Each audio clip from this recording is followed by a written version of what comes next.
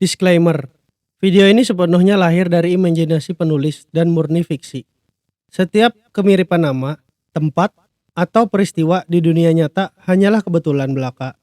Tidak ada maksud untuk menyinggung pihak manapun. Cerita ini semata-mata dibuat untuk menghibur. Jangan ditiru apa yang tampil di layar. Gunakan akal sehat dan bijak membedakannya antara fakta dan rekaan. Segala klip gambar, musik, atau materi lainnya yang bukan milik kami dipakai berdasarkan prinsip fair use. Itu fair use bang, fair use. Fire use, fire, inspire.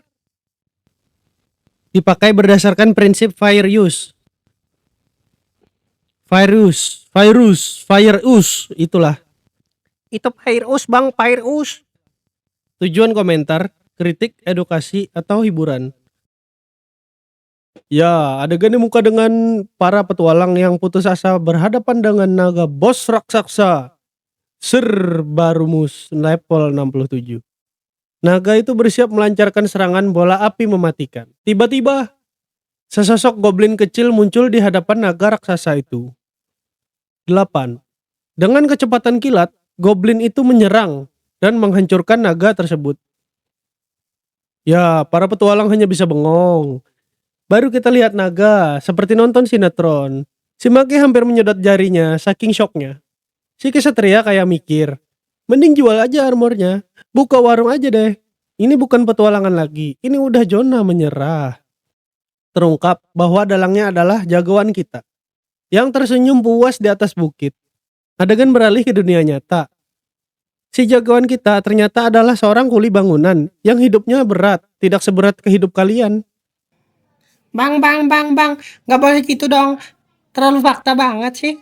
Dia hanya mendengar rekan kerjanya membicarakan orang yang dapat kelas hidden di game Heaven's Door dan menghasilkan banyak uang. Penjelasan tentang game Heaven's Door sebagai PvP apalah itu gua nggak peduli, yang super realistis. 24. Di puncak keputusasaannya, dia tak sengaja berhasil menambang sebuah kristal hijau super langka. Saking senangnya, dia menjilat kristal itu dengan ekspresi wajah yang sangat eblek dan serakah, persis seperti goblin. Hahaha, itu kan mirip abang bang tempatnya. Hehehe. Lu tahu apa tak? Udah diam aja lu tak. Lanjut. Coba aja kalian lihat sendiri. Nah, sama kan? Tiba-tiba party lain yang dipimpin oleh penyihir cantik bertubuh semlehot bernama Catherine menemukannya. Setelah dirayu oleh Catherine, jagoan kita yang lemah syahwat tapi punya skill menambang setuju untuk membantu party tersebut. Dikarenakan dia sangat menginginkan yang semlehot. 33. Party mereka diserang serigala dan Catherine dengan kerennya mengatasi mereka semua monster itu dengan sihir api. Catherine memohon dengan tatapan memelas agar protagonis tidak meninggalkannya. Protagonis salah paham dan mengira ini adalah awal dari kisah cinta. Wajahnya langsung berubah drastis, pupilnya membesar seperti habis minum sirup cinta, pipinya merona dan alisnya menggepak. Dia mencoba pamer dengan kekuatan memutar-mutar kapaknya. Tapi gagal. Anggota party lain malah asik membicarakan keuntungan. Tidak peduli padanya. Dia stres berat karena merasa diremehkan dan hidupnya menyedihkan. Dia stres berat karena merasa diremehkan dan hidupnya menyedihkan. Saking marahnya, dia memukul dinding gua dengan sekuat tenaga. Dinding gua itu retak dan hancur.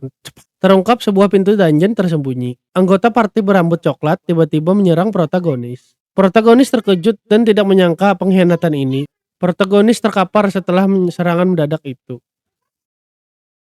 Muncul notifikasi tentang Advanced Healing Crystal yang menyelamatkannya. Protagonis terbangun dan menyadari dia telah dibunuh dan kehilangan uang.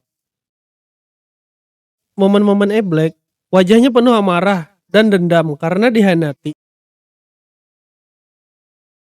Dengan semangat balas dendam, dia masuk ke dungeon dan langsung jatuh terguling-guling di tangga. Dia sampai di dasar dan melihat tahta raksasa dengan patung goblin. Inilah Goblin Shrine. Dia meremehkan dungeon itu. Berpikir, isinya hanya goblin. Protagonis menemukan sobekan kain yang familiar di lantai. 53. Protagonis terkejut menemukan mayat si kurcaci di party pengkhianat.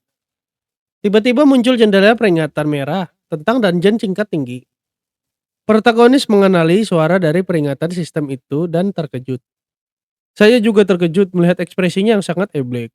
Tangan raksasa itu menangkap anggota party pengkhianat, termasuk Catherine.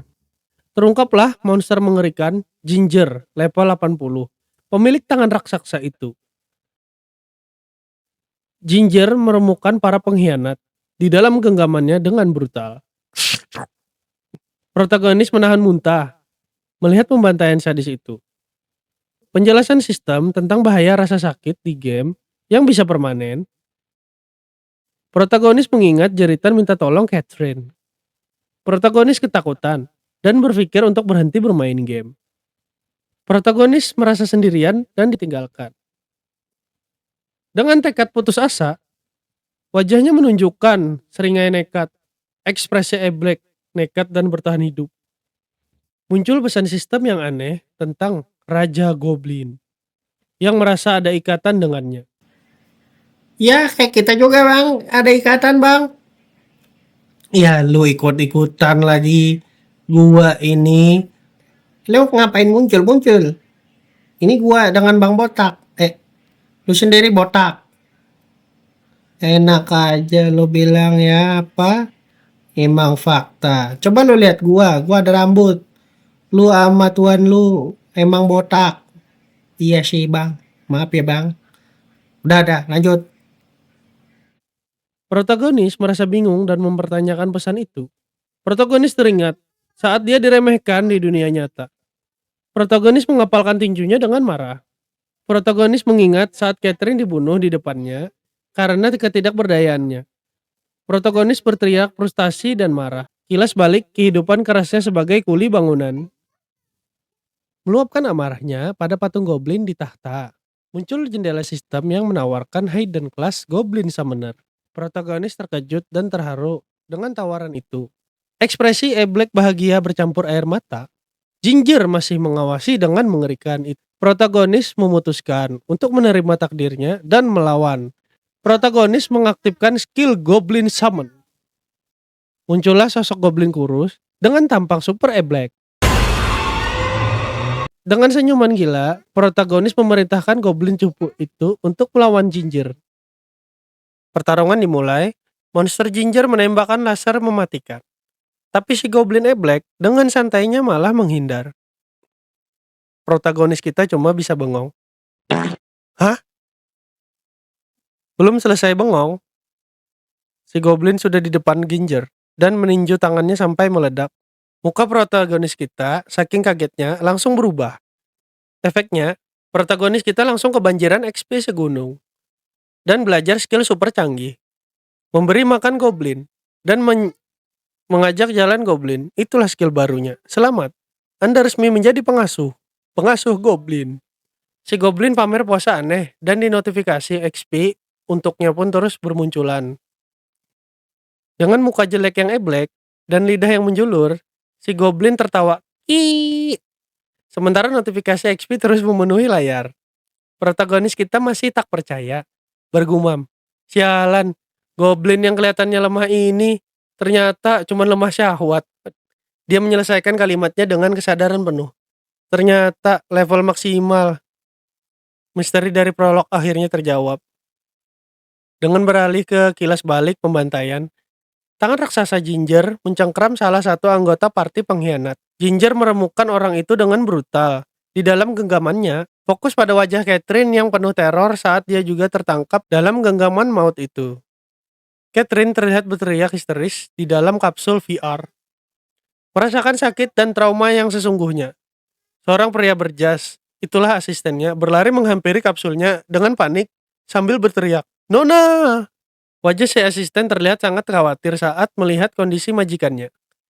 Dijelaskan nasib tragis Catherine, akibat shock mental yang parah, dia terpaksa pensiun game secara permanen. Kembali ke dalam game, si goblin level max ini mengamuk. Memukul monster lain dengan pentungannya. Damage-nya tidak masuk akal, 9999 bertebaran di mana-mana. Notifikasi simpel muncul. Anda telah naik level. Si goblin membantai segerombolan serigala dengan mudahnya. menjelaskan lebih banyak damage 999 dan notifikasi naik level lagi. Notifikasi naik level muncul lagi. Dan lagi, menunjukkan betapa cepatnya dia menjadi kuat. Dengan pose sangar di atas tumpukan monster, si goblin memastikan tidak ada yang tersisa. Sementara notifikasi level up terus masuk untuk tuannya. Setelah semua kekacauan berakhir, protagonis kita dengan santainya memunguti item receh. Batu mana monster peringkat rendah. Dia memeriksa statusnya. Kini dia sudah level 31 dengan 25 status poin. Dia sadar, semua harta karun dungeon adalah miliknya. Dia menatap goblinnya dan berpikir, dia yang bekerja keras, aku yang naik level. Aneh. Otak logisnya mulai bekerja dan bertanya-tanya, masuk akal nggak sih? Monster rendahan kayak goblin ini sekuat ini? Jangan-jangan ini bug. Pikiran logis itu langsung dia buang ke tempat sampah. Dengan muka gila, dia berteriak, bodoh amat. Kalau ini bug, harus gua manfaatin. Habis-habisan sebelum kena patch. Ambisinya membara. Dengan goblin ini, dia tak perlu lagi jadi kuli tambang. Dan merasa yang terhebat. Di Heaven's Door. Dengan pindah ke dunia nyata, dia berada di Nara Bank. Di tempat penukaran item, game ke uang tunai. Dengan santai menyebutkan item bos langka. Selaput dan jantungnya Ginger. Mendengar itu, Mbak Teller Bank itu langsung shock. Dan berteriak memanggil bosnya. Protagonis kita malah bengong. Loh, kok nyari bos? Dia bertemu manajer bank Nara yang menawarinya teh. Dia meminum tehnya dengan jujur, berkomentar, ini dingin. Buat kalian yang nggak like, komen, dan subscribe sama Bang Botak, gua doain kalian bisulan. Ngapain lu muncul di scene gua? Ini kan biasanya gua yang isi, bukan lu. Ini sekarang gua, gantian dong. Hei, ya. Nanti lain kali gua ya, Bang. Oke.